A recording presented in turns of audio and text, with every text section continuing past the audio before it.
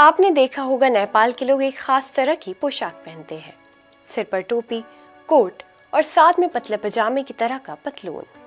क्या आप जानते हैं कि नेपाल की राष्ट्रीय पोशाक है?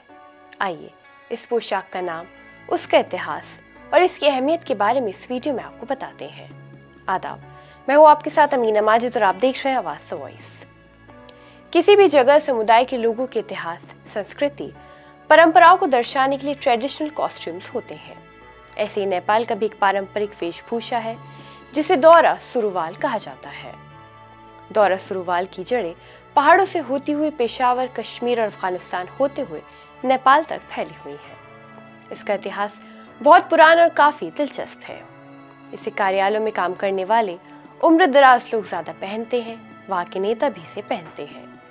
इसके ऊपर एक तरह का कोट भी पहना जा सकता है और इसके साथ एक तरह की टोपी, जिसे ढाका टोपी या भाद गौले टोपी कहते हैं, पहना जाता है।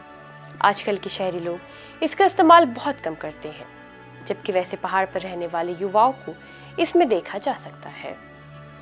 दौरा सुरुवाल की यात्रा मध्य एशियाई के काकेशस के पहाड़ों से होकर हिंदू कुश पर्वत श्रृंखला के रास्ते नेपाल के उत्तर पश्चिम हिस्सों जैसे जुमला, हुमला, बजूरा तक इन इलाकों के ठंडे मौसम से बचने के लिए इस पोशाक को इस तरह डिजाइन किया गया है कि गर्माहट भी दे और आरामदायक भी हो।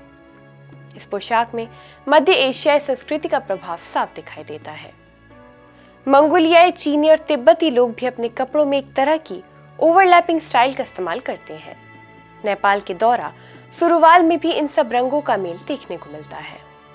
दौरा सुरुवाल की डिजाइन में वक्त वक्त पर छोटे मोटे बदलाव आए, जैसे कि बालकृष्ण समाज ने इसे नेहरू कॉलर दिया, लेकिन आज भी इसकी मूल बनावट, लंबाई और आरामदायक स्वरूप वैसे का वैसा ही है। जटिल डिजाइनों से लेकर रंगों और कपड़ों तक नेपाली पारंपरिक क्लोथिंग सिर्फ कपड़ा ही नहीं, बल्कि उन्हें पहनने वाले लोगों की पहचान, मूल्यों और रीति रिवाजों से गहराई से जुड़े हुए हैं।